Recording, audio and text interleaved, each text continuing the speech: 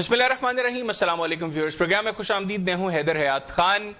कल सिंध हुकूमत ने होम सोलर सिस्टम प्रोजेक्ट का इफ्तिताह किया और बिलावल भुट्टो जरदारी साहब हमें मरियम नवाज शरीफ साहिबा पर काफी तनकीद करते दिखाई दिए। इनफैक्ट उन्होंने पंजाब हुकूमत का जो बिजली के बिलों में रिलीफ का पैकेज है उस पैकेज को भी तनकीद का निशाना बनाया और उसकी रेलेवेंस क्रिएट करने की कोशिश की। पाकिस्तान तहरीक इंसाफ ने जब अपने इख्तितामी दिनों में बिजली के बिलों पर जो अवाम को रिलीफ दिया था उसके साथ उसकी रेलेवेंस क्रिएट की और कहा कि यह समझ से बालातर है कि पाकिस्तान मुस्लिम लीग नवाज की पंजाब हुकूमत अवाम को यह रिलीफ क्यों दे रही है जब इतने ही पैसों के साथ अवाम के साथ एक और लॉन्ग टर्म सस्टेनेबल की प्रोजेक्ट जो है वो इनिशिएट किया जा सकता है। प्रोग्राम में इसको डिस्कस करेंगे। फिर ये कि बिलावल भुट्टो जरदारी साहब की जो तनकीद थी उसके बाद पंजाब की सूबाई काबीना ने इस्लामाबाद और पंजाब के जो बिजली सार्फिन हैं उनके बिजली के बिलों के हवाले से जो रिलीफ पैकेज था उसकी मंजूरी दी काबीना इजलास के अंदर। और मरियम नवाज शरीफ साहबा ने कहा कि हमारा ये जो 46 अरब का पैकेज है मुखालिफिन इसकी तशहीर कर रहे हैं बार बार इस पर तनकीद करके। तो दो चीजें यहां पर बड़ी इंपॉर्टेंट है। एक ये कि मरियम नवाज शरीफ साहिबा वो बिलावल भुट्टो जरदारी साहब और पीपल्स पार्टी के साथ जो उनकी एंगेजमेंट है क्या वो उससे खुश नहीं है? पीपल्स पार्टी तो ऑलरेडी अपने कंसर्न्स शो कर चुकी है। सेकेंडली उन्होंने कहा मुखालिफिन का लफ्ज जो इस्तेमाल किया, तो क्या मुस्लिम लीग नवाज की पंजाब हुकूमत ये समझती है कि पाकिस्तान पीपल्स पार्टी आज की तारीख में सियासी महाज पर पाकिस्तान मुस्लिम लीग नवाज की मुखालिफ है? प्रोग्राम में इन तमाम चीजों को डिस्कस करेंगे और इसके लिए खुसूसी तौर पर मुझे टेलीफोन लाइन पे ज्वाइन किया है पाकिस्तान पीपल्स पार्टी के सीनियर रहनुमा और रुकने कौमी असम्बली और साबिक वफाकी वजीर बराए तवानाई व तजारत जनाब सैयद नवीद कमर साहब ने। नवीद कमर साहब बहुत शुक्रिया आपके वक्त का। सर सबसे पहले तो बिलावल भुट्टो जरदारी साहब ने कल जो स्टेटमेंट दी कि 300 यूनिट्स तक बिजली जो है वो फ्री बिजली दी जा सकती है। आप वजीर तवानाई रह चुके हैं, आप पावर सेक्टर को बहुत बेहतर तरीके से समझते हैं। मौजूदा हालात में आपको प्रैक्टिकली लगता है कि ये पॉसिबल है?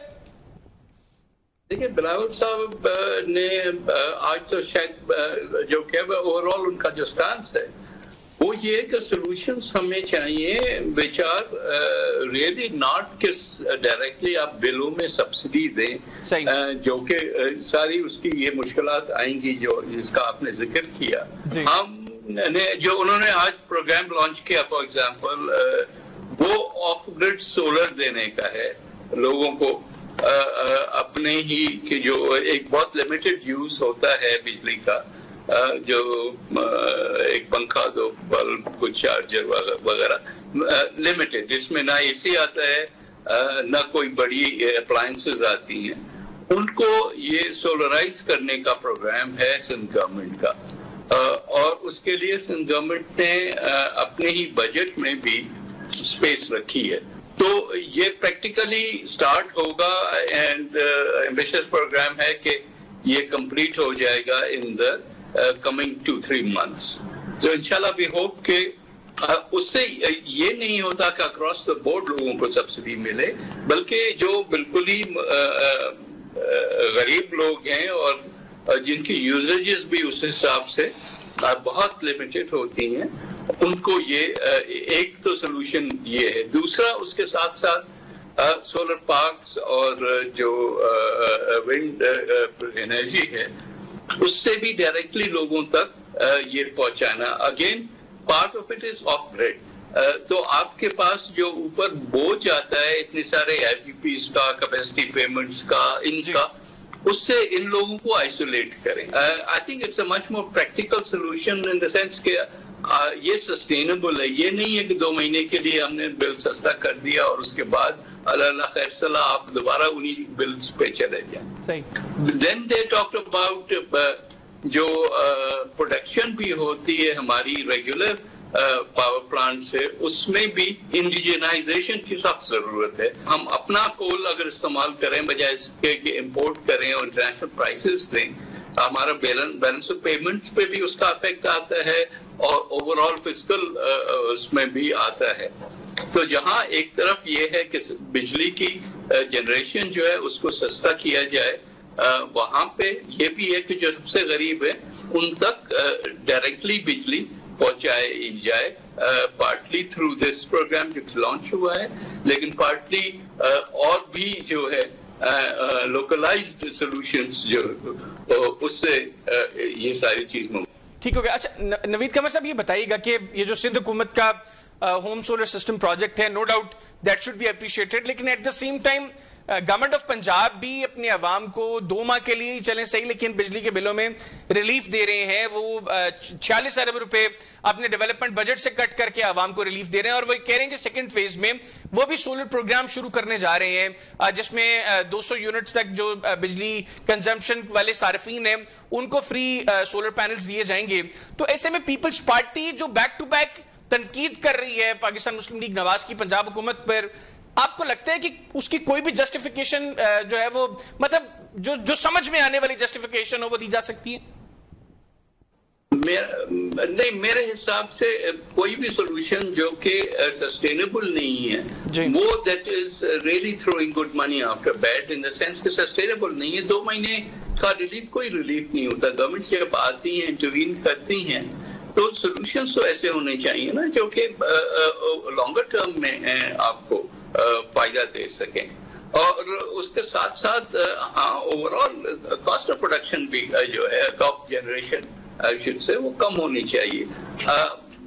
انہوں نے تو جو بات کی ہے اور یہ بھی پروگرام میں ہے تو کہ اگر گورنمنٹ پرائیویٹائزیشن کے پروگرام میں یہ ڈسکوز جو ہیں ان کو پرائیویٹائز کرنے کی بات کر رہی ہیں تو اس میں بھی the provincial governments have to be involved, اور ان کی مدد سے ہمیں یہ چیزیں کچھ اچیو کرنی ہوں گی. ظاہر ہے کہ جہاں چوری ہوتی ہے یا جہاں جو انویسٹمنٹس نہیں ہوئی ان آئیدر ڈسٹریبیوشن اور ٹرانسمیشن تو وہ بھی کرنے کی ضرورت ہے, لیکن وہ پبلک پرائیویٹ پارٹنرشپ سے ہی ہو سکتے ہیں کہ پرائیویٹ سیکٹر آئے, مینیج بھی کرے اور گورنمنٹ کے ساتھ مل کے جو ہے یہ ساری انویسٹمنٹس بھی کرے, and then they can make it. یہ اس وقت کا جو ہمارا سسٹم ہے وہ اتنا فرسودہ ہو چکا ہے کہ اس طرح out of the box solutions کے علاوہ ہمارے پاس کوئی راستہ نہیں ہے, اور اسی کو سرکولر ڈیٹ کو ٹریلینز میں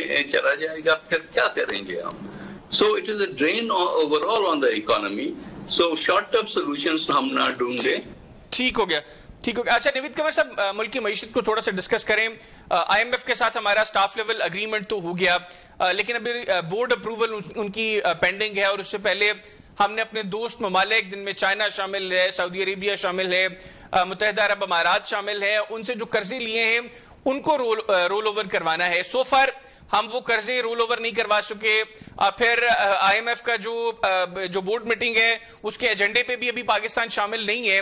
گورنمنٹ کا یہ کہنا ہے کہ ابھی ہم اس حوالے سے اتنے کنسرنڈ نہیں ہیں کیونکہ سپٹمبر تک گورنمنٹ کے نزدیک معاملات معاشی اعتبار سے آئی ایم ایف کے اس پیکج کو لے کر جو بورڈ اپروول ہے ان کی اس کو لے کر وہ بہتر ہو جائیں گے.